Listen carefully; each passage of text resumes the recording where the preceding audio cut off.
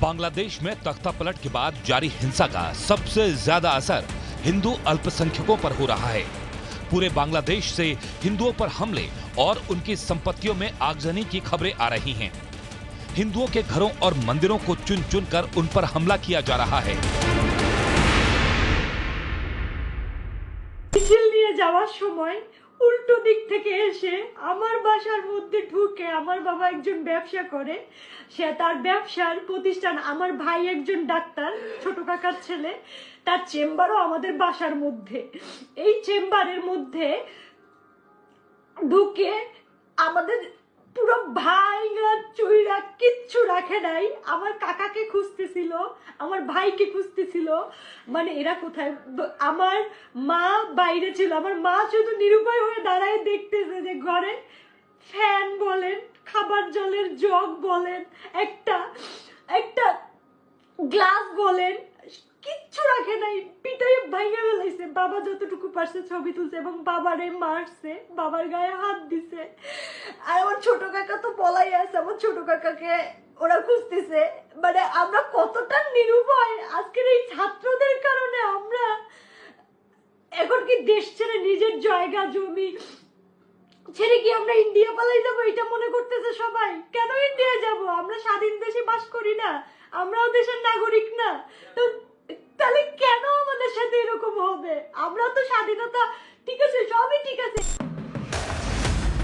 World Hindu federation के Bangladesh chapter की report के मुताबिक बांग्लादेश के 39 जिलों में हिंदुओं को बनाया गया निशाना। घरों से लेकर मंदिरों तक में तोड़फोड़, आगजनी और लूट।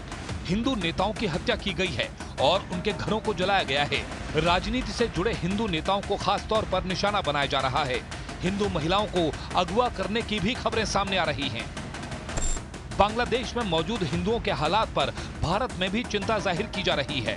धर्म गुरुओं के साथ साथ विश्व हिंदू परिषद और आरएसएस जैसी संस्थाएं भी बांग्लादेश में हिंदुओं पर हो रहे अत्याचार का विरोध कर रही हैं।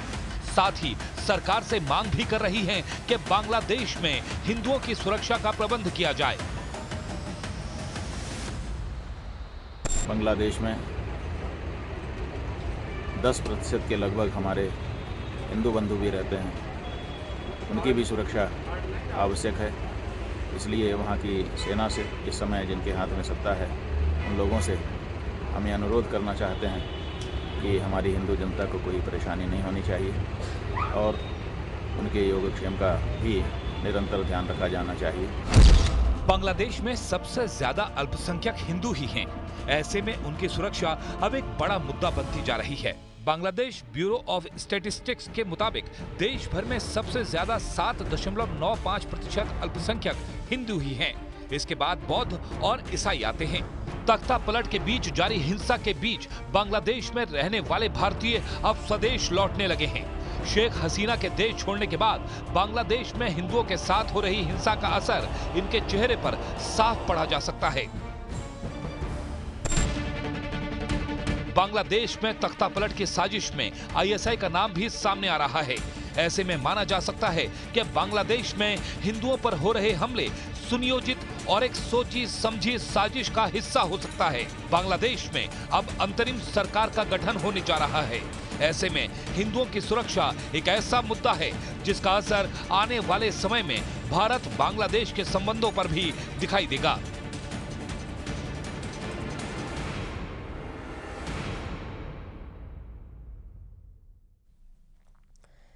बांग्लादेश के कई जिलों से इस वक्त डरा देने वाली तस्वीरें सामने आ रही हैं, क्योंकि भीड़ लगातार हिंदू और उनकी धार्मिक आस्था से जुड़ी चीजों को टारगेट कर रही है। आलम यह हो चुका है कि वैश्विक मंच पर इस बर्बरता के खिलाफ आवाज उठने लगी है।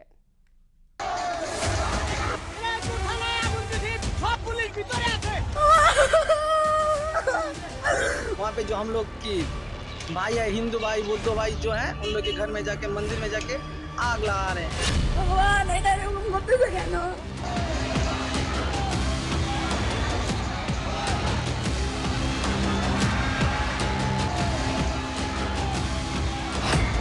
बांग्लादेश में हिंदुओं से बर्बरता। लोक गायक राहुल आनंद के घर तोड़फोड़। दंगाइयों ने घर को किया आग के हवाले।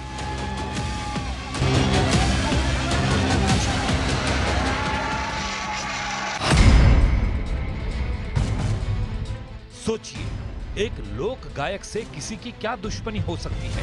सोचिए, एक लोक गायक पर किस बात का गुस्सा निकाला जा सकता है। लेकिन राहुल आनंद को बांग्लादेश में अल्पसंख्यक यानी हिंदू होने की कीमत चुकानी पड़ रही है।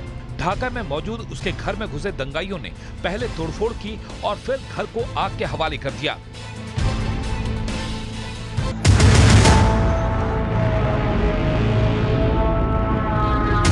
लेकिन ये बांग्लादेश में घट रही बर्बरता भरी कहानी का छोटा सा हिस्सा है।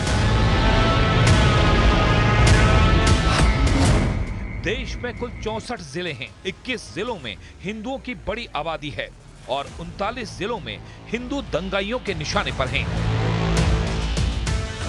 आज भारत के तमाम पड़ोसी चल रहे हैं, मंदिर तोड़े जा रहे हैं, चुन चुन करके हिंदुओं को निशाना बनाया जा रहा है, और तब भी हम इतिहास की उन परतों को ढूंढने का प्रयास नहीं कर रहे हैं कि इस प्रकार की दुर्भाग्यपूर्ण स्थिति क्यों वहां पर पैदा हुई। चुन चुन कर उनके घरों को टारगेट किया जा रहा है। बहू बेटियों की इज्जत के साथ खिलवाड़ किया जा रहा है और ये सब कुछ हुआ है शेख हसीना सरकार के तख्ता पलट के बाद। यही वजह है कि बांग्लादेश में हिंदुओं के साथ हो रही बेरहमी पर आवाज उठने लगी है। जो हमारे अल्पसंख्यक हिंदू भाई हैं, उनकी माँ बहन बेटियों की इज्जत आबरू पर बात ना आ जाए, इसके लिए भारत को चौकन्ना रहना पड़ेगा और पूरी ताकत के साथ अपने अल्पसंख्यक हिंदू भाइयों के साथ पूरे देश को खड़ा होना पड़ेगा।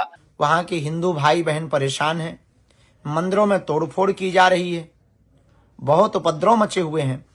भारत सरकार से हमारी प्रार्थना है कि बहुत ही जल्दी भारत को अपना विशाल दिल दिखाते हुए बांग्लादेश में रहने वाले हिंदुओं के लिए विशेष व्यवस्था के साथ द्वार खोल देने चाहिए। बांग्लादेश में हिंदुओं के साथ अत्याचार की ऐसी तस्वीरें आ रही हैं जिन्हें टीवी पर दिखाया भी नहीं जा सकता। जानकारी के मुताबिक राजधानी ढाका में कई मंदिरों को ध्वस्त किया जा चुका है।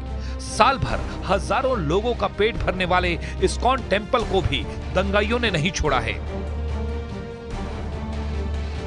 हम सरकार से निवेदन कर रहे हैं कि एक सुनिश्चित करे कि वहाँ के हिंदू सुरक्षित रहे, और हमको विश्वास है कि सरकार कुछ कदम उठाएगी। हम यही अपील करना चाहेंगे अन्य देशों की सरकारों से कि भारत सरकार से और अन्य देशों की सरकारों से कि ये जो बांग्लादेश में जो तांडव चल रहा है उसके लिए बहुत ही कदम उठाने की आवश्यकता अभी है, क्योंकि वहाँ पर लगभग 1.3 करोड़ हिंदूज रहते हैं और वो लोग काफ़ी आतंकित हैं। हिंदुओं के लिए बांग्लादेश इस कदर असुरक्षित हो चुका है कि वहां से उन्हें निकालने की कवायद शुरू की गई है। सुनिए, बांग्लादेश से भारत आए एक ट्रक ड्राइवर ने वहां क्या देखा। हमारा गवर्नमेंट हम लोग को इंडिया में बुलाया है, इसीलिए हम लोग इंडिया हैं।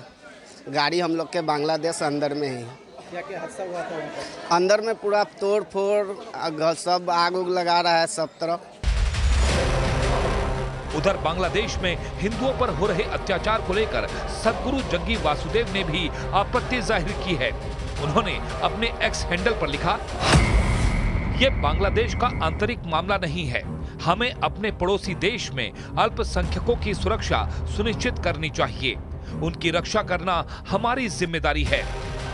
सच यही है कि बांग्लादेश में हालात बेकाबू हैं और इन बेकाबू हालात का सामना अल्पसंख्यक समुदाय को करना पड़ रहा है।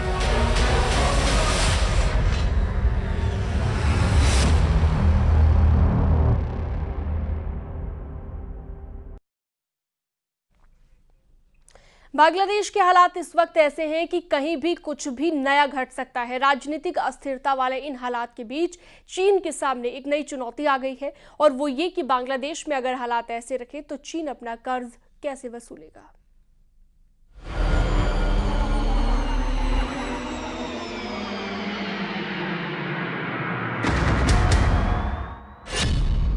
बांग्लादेश से कैसे कर्ज वसूलेगा चीन।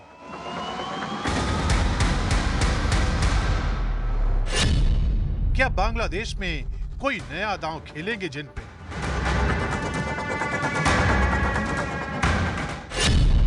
क्या होगी बांग्लादेश पर चीन की रणनीति।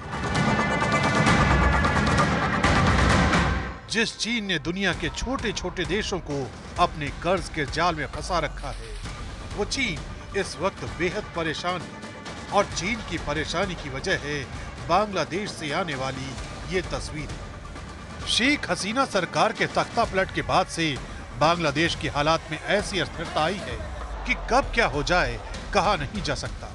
यही वजह है कि शी जिनपिंग की नजरें इस वक्त बांग्लादेश से जुड़े एक एक घटनाक्रम पर टिकी हुई।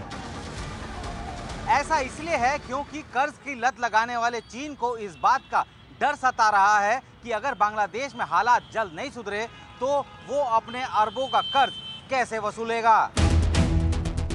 शेख हसीना से चीन के अच्छे रिश्ते रहे हैं, लेकिन चीन ने खालिदा जिया के साथ भी अपने संबंधों को बनाए रखा है। 2016 में शी जिनपिंग बांग्लादेश के दौरे पर गए तो उन्होंने खालिदा जिया के साथ भी मुलाकात की थी। रिपोर्ट के मुताबिक बांग्लादेश के ऊपर $100 बिलियन से ज्यादा का विदेशी कर्ज है, जिसमें से बांग्लादेश को चीन के हिस्से के $125 बिलियन हर साल चुकाने होते हैं। चीन बांग्लादेश को सबसे ज्यादा कर्ज देने वाला देश है और साल 2023 के अंत तक बांग्लादेश पर चीन का $5 बिलियन अमेरिकी का कर्ज बकाया था। जुलाई 2024 में ही शेख हसीना 4 दिन के लिए चीन दौरे पर गई थी और चीन से अतिरिक्त $5 बिलियन के कर्ज की मांग की थी, लेकिन चीन ने महज $140 मिलियन देने का ऑफर दिया था। सूत्रों के मुताबिक उस वक्त शेख हसीना जिनपिंग के साथ एक बड़ी मीटिंग करना चाहती थी, लेकिन शेख हसीना को वो मौका भी शी जिनपिंग ने नहीं दिया।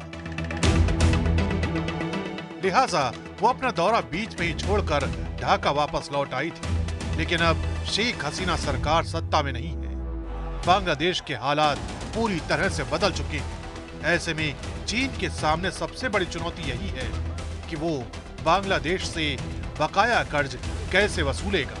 एक रिपोर्ट के मुताबिक चीन ने कुल 165 छोटे और जरूरतमंद देशों को 20,000 प्रोजेक्ट के लिए $1.34 ट्रिलियन का कर्ज दिया हुआ है, लेकिन चीन की गिद्ध दृष्टि के सामने इस वक्त वो बांग्लादेश घूम रहा है, जहां राजनीतिक हालात पल पल बदल रहे हैं, जहां चुनौतियां लगातार बड़ी होती जा रही हैं।